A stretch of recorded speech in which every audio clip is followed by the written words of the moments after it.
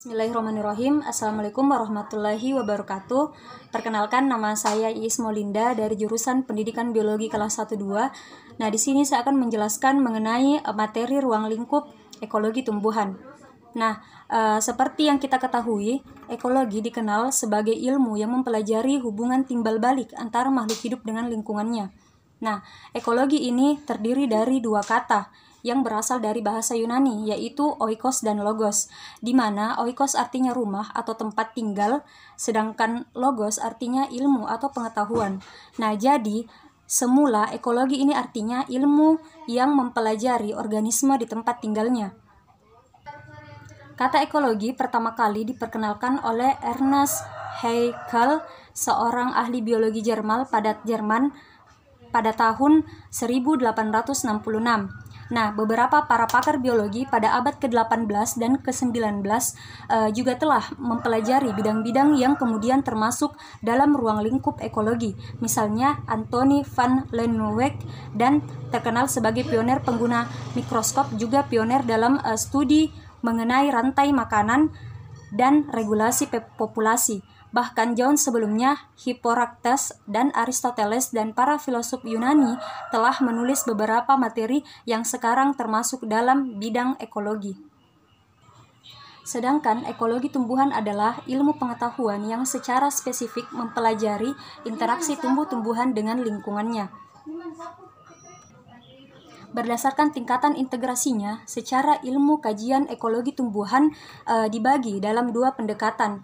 Yang pertama yaitu pendekatan sinekologi, dan yang kedua yaitu pendekatan autekologi, di mana dalam pendekatan sinekologi, falsafat dasarnya adalah tumbuhan secara keseluruhan merupakan kesatuan yang dinamis.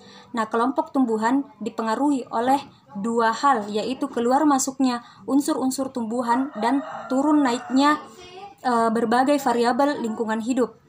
Komunitas tumbuhan atau vegetasi dianggap suatu organisme utuh yang bisa lahir, tumbuh, matang, dan akhirnya mati. Selanjutnya itu dalam pendekatan autekologi, falsafah dasarnya adalah tumbuhan sebagai ukuran yang menggambarkan kondisi lingkungan sekitarnya. Lingkungan sebagai suatu faktor ekologi yang terdapat di sekitar tumbuh-tumbuhan dan makhluk hidup lainnya dapat terdiri dari lingkungan abiotik dan juga lingkungan biotik, di mana lingkungan biotik adalah lingkungan yang terdiri dari semua unsur makhluk hidup yang ada, seperti tumbuhan, hewan, atau mikrobiota. Dan lingkungan tak hidup atau yang sering disebut dengan abiotik, misalnya itu habitat, air, dan cahaya.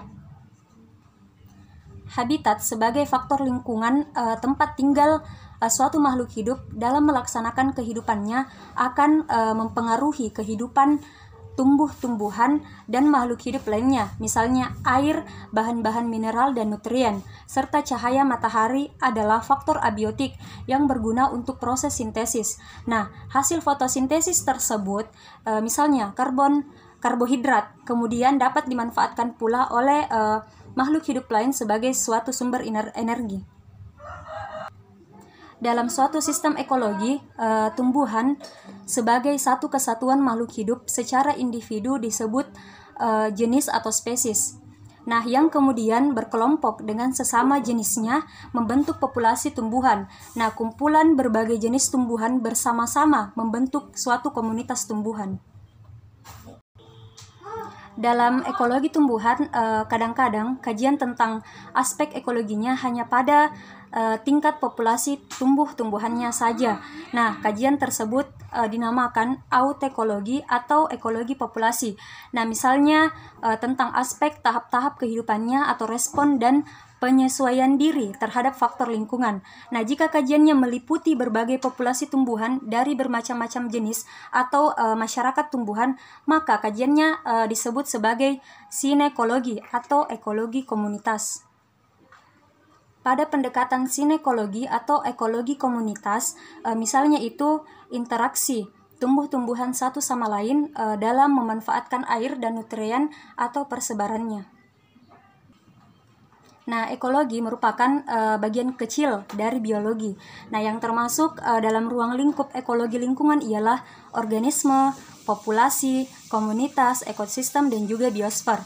Nah, jika kita perhatikan bahasan-bahasan dalam mempelajari ekologi, ternyata masing-masing ilmu yang membahas suatu individu atau grup tidak lepas dari membahas masalah ekologi. Nah, dari penjelasan ini dapat dilihat ternyata ekologi merupakan ilmu yang cakupannya begitu luas. Nah, bagaimana reaksi dari organisme atau individu maupun kelompok individu terhadap lingkungan atau sebaliknya juga dipelajari dalam ekologi. Organisme dalam pengertian biologi ialah makhluk secara individu atau suatu kesatuan organ yang mempunyai tanda-tanda dan aktivitas kehidupan. Nah, organisme dalam biologi sering disebut sebagai individu. Selanjutnya itu mengenai populasi. Nah, populasi ialah kumpulan dari organisme-organisme sejenis yang dapat berbiak silang, sedangkan komunitas ialah kumpulan dari beberapa populasi yang hidup di suatu areal tertentu. Sebagai contoh ialah komunitas kolam, padang pasir, dan sebagainya. Selanjutnya mengenai ekosistem atau sistem ekologi ialah satu unit tunggal dari komunitas tumbuhan dan hewan bersama-sama dengan semua interaksi faktor-faktor fisik dari lingkungan yang ada di dalamnya. Nah, secara sederhana, ekosistem adalah suatu sistem yang di dalamnya terdapat interaksi antara faktor-faktor biotik dan juga abiotik, di mana faktor biotik adalah faktor hidup yang meliputi semua makhluk hidup di bumi, baik tumbuhan maupun hewan. Nah, dalam ekosistem, tumbuhan berperan sebagai produsen, hewan berperan sebagai konsumen, dan mikroorganisme berperan sebagai decomposer. Faktor biotik juga meliputi suatu tingkatan-tingkatan organisme yang meliputi individu, populasi, komunitas, ekosistem, dan juga biosfer. Nah, tingkatan-tingkatan organisme makhluk hidup tersebut dalam ekosistem akan saling berinteraksi, saling mempengaruhi, membentuk suatu sistemnya, menunjukkan satu kesatuan. Selanjutnya mengenai faktor abiotik. Nah, seperti yang kita ketahui, bahwasanya faktor abiotik adalah faktor yang tak hidup, yang meliputi faktor fisik dan juga faktor kimia. Nah, faktor fisik utama yang mempengaruhi ekosistem adalah sebagai berikut. Nah, yang pertama yaitu suhu. Nah, suhu ini berpengaruh terhadap ekosistem karena suhu merupakan syarat yang diperlukan organisme untuk hidup. Nah, ada jenis-jenis organisme yang hanya dapat hidup pada kisaran suhu tertentu saja. Yang kedua yaitu sinar matahari. Sinar matahari mempengaruhi ekosistem secara global karena matahari ini menentukan suhu, di mana sinar matahari juga merupakan unsur vital yang dibutuhkan oleh tumbuhan sebagai produsen untuk berfotosintesis. Yang ketiga yaitu air. Nah, air ini berpengaruh terhadap ekosistem karena air ini dibutuhkan untuk kelangsungan hidup organisme.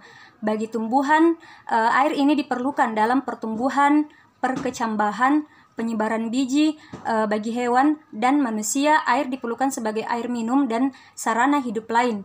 Misalnya transportasi bagi manusia dan tempat hidup bagi ikan. Nah, bagi unsur abiotik lain, misalnya tanah dan bebatuan.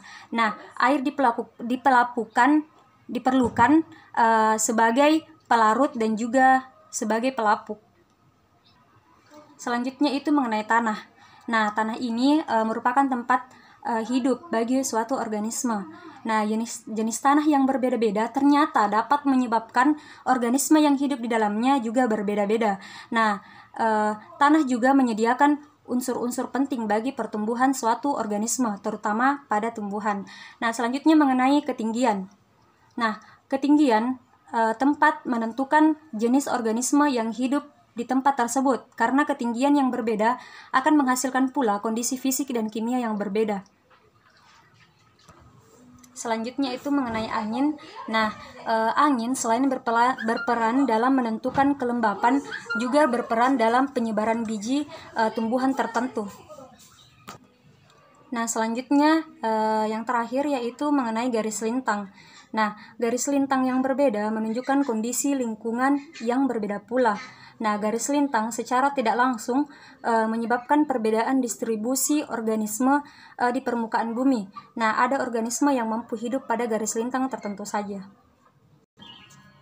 Nah, secara ringkas pula, ruang lingkup ekologi dapat digambarkan melalui spektrum biologi yang menggambarkan aras-aras organisasi kehidupan di mana yang dimulai dari makromolekul, protoplasma, sel, jaringan, organ tubuh, sistem organ, organisme, populasi, komunitas, ekosistem, dan juga biosfer. Seperti yang kita ketahui bahwasanya protoplasma adalah zat hidup dalam sel dan terdiri atas senyawa organik yang kompleks seperti lemak, protein, dan juga karbohidrat. Jika sel adalah satuan dasar suatu organisme yang terdiri atas protoplasma dan inti yang terkandung dalam membran. Nah, membran merupakan komponen yang menjadi pemisah dari satuan dasar lainnya. Selanjutnya itu mengenai jaringan. Nah, jaringan adalah kumpulan sel yang memiliki bentuk dan fungsi yang sama, misalnya itu jaringan otot. Selanjutnya itu mengenai organ. Nah, organ atau alat tubuh merupakan bagian dari suatu organisme yang mempunyai fungsi tertentu, misalnya kaki atau telinga pada hewan dan daun atau akar pada tumbuhan. Selanjutnya mengenai sistem organ. Nah, sistem organ adalah kerjasama antara struktur dan fungsi yang harmonis, seperti kerjasama antara mata dan telinga, antara mata dan tangan, dan antara hidung dengan tangan. Selanjutnya itu mengenai organisme, di mana organisme adalah suatu benda hidup, jasad hidup, Selanjutnya itu mengenai organisme, di mana organisme adalah suatu benda hidup, jasad hidup, atau makhluk hidup. Selanjutnya mengenai populasi. Populasi adalah kelompok organisme yang sejenis, yang hidup dan beranak pada suatu daerah tertentu. Nah, contohnya ini populasi rusa di Pulau Jawa, populasi banteng di ujung kulon, dan lain-lain. Selanjutnya mengenai komunitas. Komunitas adalah semua populasi dari berbagai jenis organisme yang menempati suatu daerah tertentu. Nah, di daerah tersebut setiap populasi berinteraksi satu dengan yang lainnya. Misalnya populasi rusa berinteraksi dengan populasi harimau di Pulau Sumatera ataupun yang lainnya. Selanjutnya mengenai ekosistem. Nah, ekosistem adalah tatanan kesatuan secara utuh menyeluruh antara segenap unsur lingkungan hidup yang saling mempengaruhi.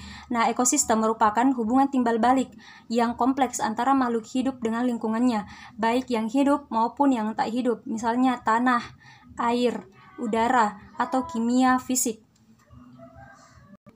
yang secara bersama-sama membentuk suatu sistem ekologi. Nah, yang terakhir ini mengenai biosfer. Nah, seperti yang kita ketahui bahwasanya biosfer adalah lapisan bumi tempat ekosistem beroperasi. Nah, lapisan biosfer kira-kira 9.000 m di atas permukaan bumi. Nah, beberapa meter di bawah permukaan tanah dan 1.000 meter di bawah permukaan laut. Nah, demikianlah pemaparan materi dari saya, kurang lebihnya mohon dimaafkan. Dan saya akhiri dengan ucapan wabillahi taufiq wal hidayah. Assalamualaikum warahmatullahi wabarakatuh.